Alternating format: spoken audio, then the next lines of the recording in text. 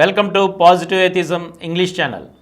Today, I shall continue from the last episode of the book The Truth, written by Robert G. Ingersoll, an American atheist and orator. Today, we are into the 11th episode of the book. My dear preachers, I beg you to tell the truth. Tell your congregations that Moses was not the author of the Pentateuch. Tell them that nobody knows who wrote the 5 books. Tell them that Deuteronomy was not written until about 600 years before Christ. Tell them that nobody knows who wrote Joshua or Judges or Ruth, Samuel, Kings or Chronicles, Job or the Psalms or the Song of Solomon. Be honest, tell the truth.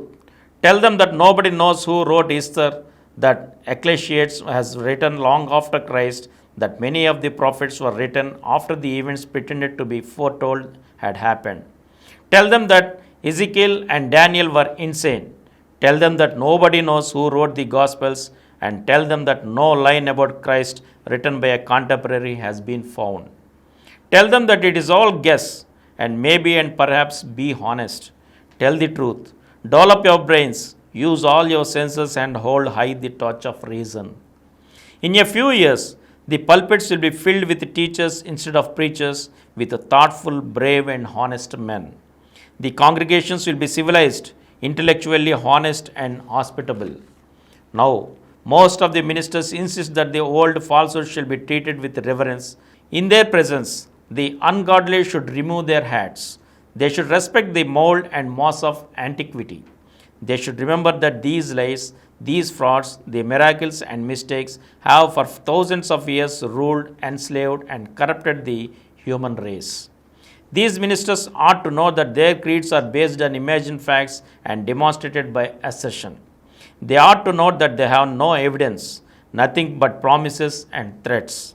They ought to know that it is impossible to conceive of force existing without and before matter, that it is equally impossible to conceive of matter without force, that it is impossible to conceive of the creation or destruction of matter or force, that it is impossible to conceive of infinite intelligence dwelling from eternity in infinite space, and that it is impossible to conceive of the creation or creator of substance.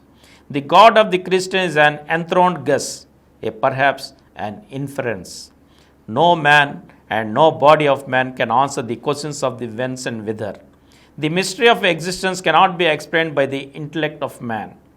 Back of life of existence we cannot go, beyond death we cannot see. All duties, all obligations, all knowledge, all experience are for this life and for this world. We know that men and women and children exist. We know that happiness for the most part depends on conduct. We are satisfied that all the gods are phantoms and that the supernatural does not exist. We know the difference between hope and knowledge. We hope for happiness here and we dream of joy hereafter, but we do not know.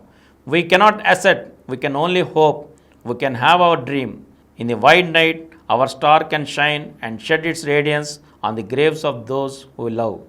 We can bend over our pallid dead and say that beyond this life, there are no sighs, no tears, no breaking hearts.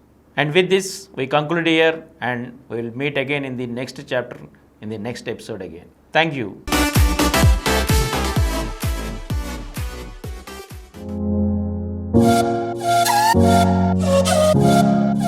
For more videos, please subscribe to this channel Positive Atheism and activate the bell icon.